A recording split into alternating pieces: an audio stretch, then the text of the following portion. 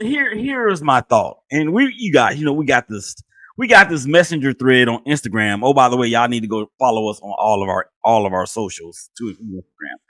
But we were talking, and the first half was like this was a dream. I mean, there was nothing other than the fact that we did not finish that first drive with 6. But I really can't complain about it too much because we did start from our own 5. And that's from the offensive standpoint. From the defensive standpoint, it was bend but don't break. Nice play by the kid in the end zone. Wasn't that Jacorian Bennett? That was Bennett, wasn't it? Yeah, it was Jacorian Bennett. Nice play by Jacorian Bennett in the end zone to break up the 4th down pass attempt from Christian McCarthy. I'm sorry, JJ McCarthy. And prayers up for JJ McCarthy. He's going to be out for the foreseeable future with a meniscus tear. So our prayers are with him. Yeah. But yeah. It came out a little while ago. I'm a Michigan fan too, so that's what it is. But yeah, man. I think Aiden O'Connell he did everything that we would have wanted him to do, except for get in the end zone, and that 3rd down play on the outside where we know Kota Miller would have been there, probably would not have resulted in a sack. So I don't know how much stock we can really put in that. Overall, the first half I thought was a good, strong B+. There. I guess I'm going next. I suppose. Yeah. Oh, man. I agree with a lot of that. I feel like I was really encouraged by what I saw out of our starters. I think on the play where he did get sacked, people are talking about him not feeling the pressure or making a play.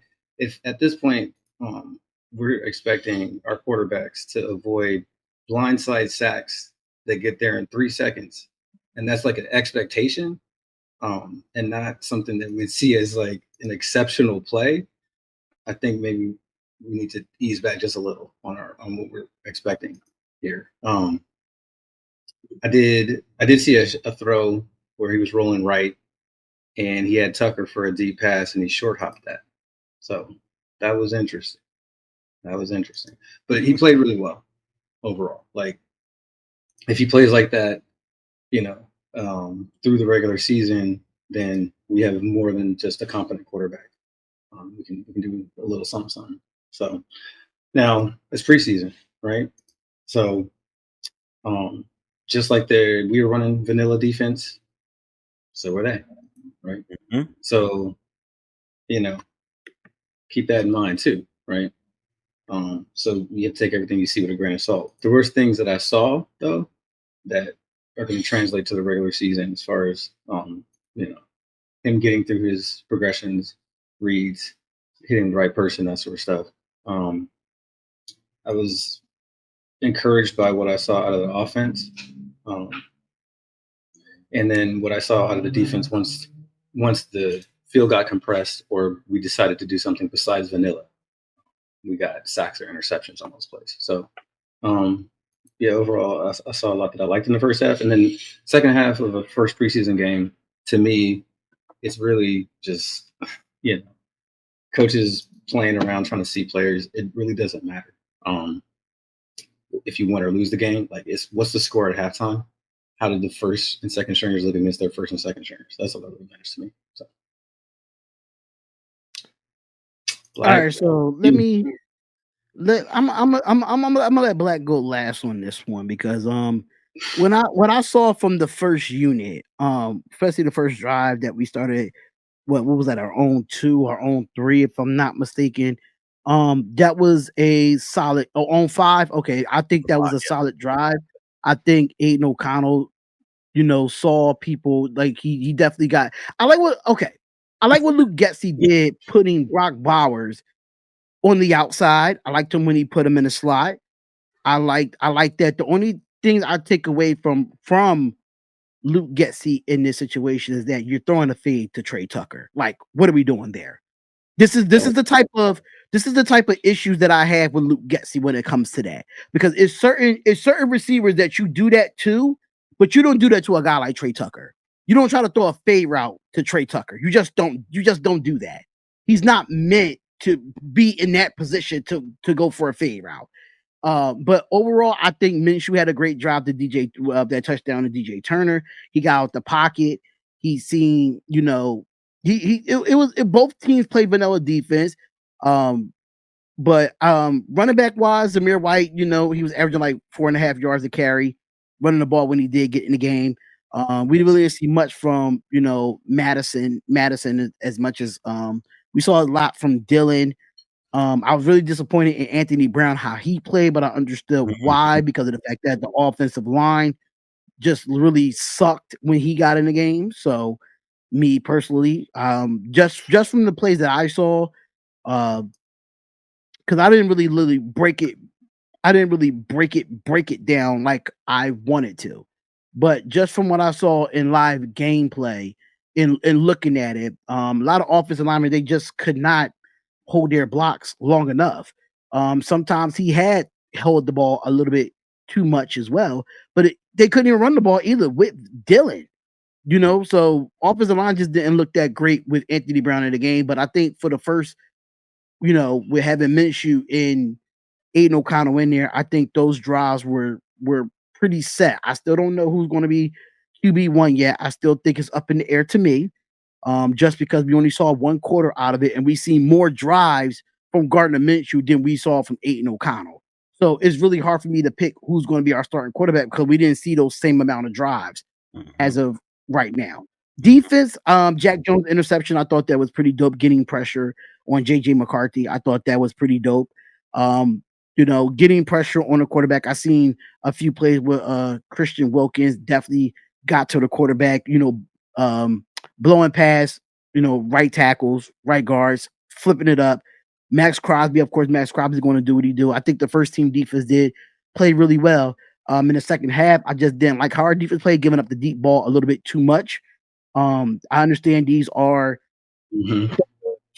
third, fourth stringers that's trying to make the football team, but at the end of the day, how many reps that we had? Almost 800 reps between offense and defense. No, it's I'm sorry, but you're a professional football player at this point. You just don't get deep like that. You just don't get beat deep like that. So for me, it's kind of like, what is it like? I'll say 60-40 ish. Like, it's the kind of even for me in some when it comes to it. I just feel like we had some red zone issues, like we couldn't score a touchdown. We had to settle for field goals, which we still have to fix that.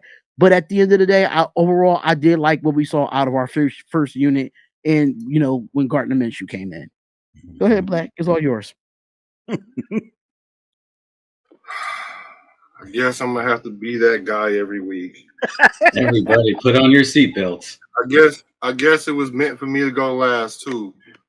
Yeah. Hey, but keep in mind that I said I usually don't wake up till about week 3 about these things. But I will say this about week 1.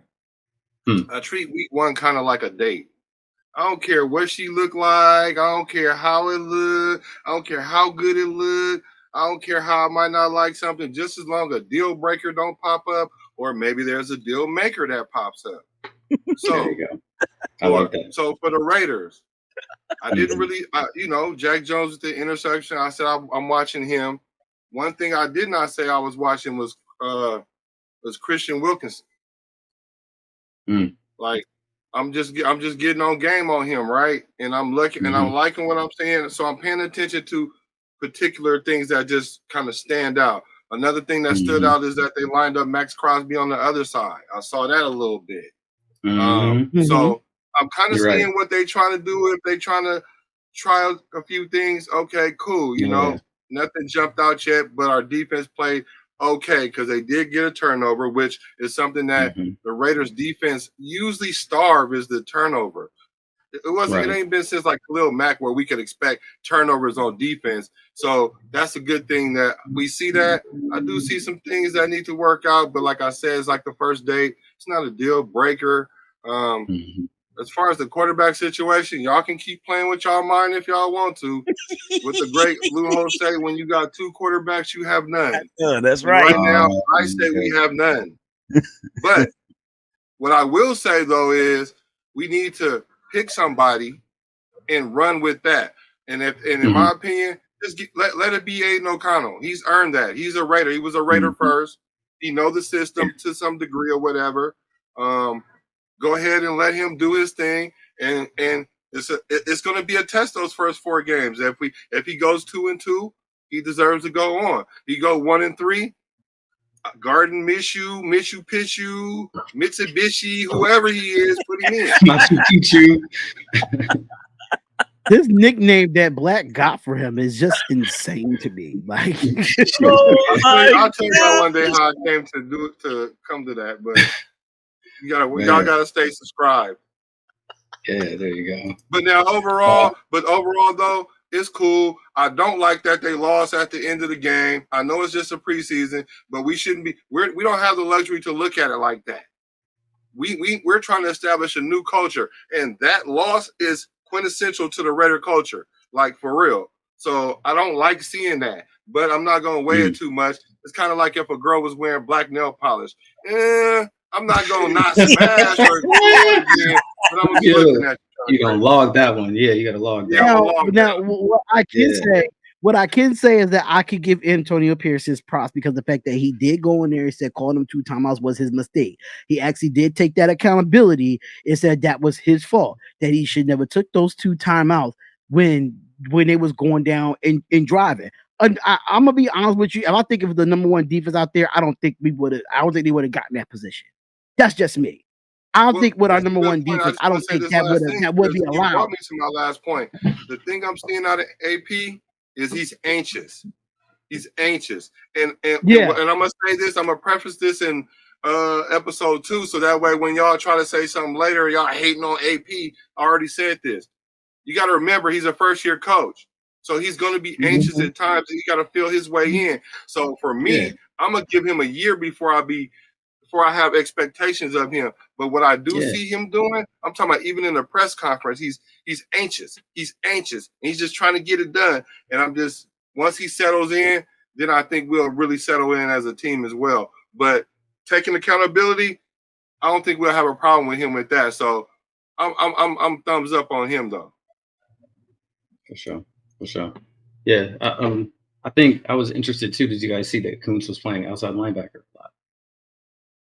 That was interesting. He dropped in coverage. I thought that was pretty interesting as well. Instead of him being like second on the depth chart, you can have him right out there with Wilkins and Max Crosby and have him as an outside linebacker with Diablo and Spillane in the middle. That was pretty interesting to see. Wait a minute, what was that? I missed that. Who y'all talking about? Malcolm Kuntz. Oh yeah. He's playing outside linebacker. Up on the line, he was basically running a 5-2, but he was standing up, just even more deadly for him. It also means that we have room for a Butler or who's ahead of Tyree Wilson right now. That's another thing to get in there at the same time. So it's interesting. I think Tyree, even though it was against the second or third team offense, I mean, he showed a lot of energy and was getting after some tackles. It looks to me as though he's still trying to round into form, which is okay. Hopefully by the quarter point of the season, when we start talking about first quarter grades, we'll be speaking a little bit more highly of him. I want to piggyback on what you said about AP. I think AP, you're right. He is anxious because he has been quoted as saying, "I want to be the greatest Raider coach of all time." And when you heap that expectation upon yourself, it's going to come out a little bit. But luckily for him and for us, he's got people like Marvin Lewis. He's got his old head coach, his head ball coach from the Giants, and Tom Coughlin. He's got he's got Telesco. So I think he's got enough in his corner that's going to keep him somewhat stable, for the lack of a better word, stable. and not go off like he did or make these mistakes like he did. You got to remember, just like it was the vanilla game for the offense, for the defense, for the special teams, it was the vanilla game for the coaching staff as well. So let's not forget that. Right. Oh, yeah. Like on especially Getsy, you guys, running the same play over and over again. That's going to happen in the preseason. That's especially game one. Like you got to remember, like the coaches do not care about winning. They really don't. Like who won that game? I know Minnesota lost because J.J. McCarthy is hurt. Mm-hmm. They lost that game. And that was the top pick. Right. So, we could have put people in jeopardy. Us running the ball like that in the game told me two things. We're trying to get out of there without injury. And we've seen enough at quarterback. And so right after the game, I said, we're going to sign a quarterback. Here comes Nathan Peterman. And then what do we do? We signed Nathan Peterman. Because Anthony Brown, that's not it. So the first job of a quarterback is to line everybody up, get the play called, understand the play call. I saw this guy throwing check routes immediately because he didn't know what the route combination was for real. Okay. He's probably the guy that gets cut. That was not acceptable. It's not acceptable. And he definitely AP made it real clear you have to know your playbook. I don't believe that man knows the playbook well enough. So right. That's just not acceptable. It's just not. You're a professional. So, we brought in a quarterback that can line everybody up and hike the ball and get everybody where they're supposed to be, not drop snaps, Yeah.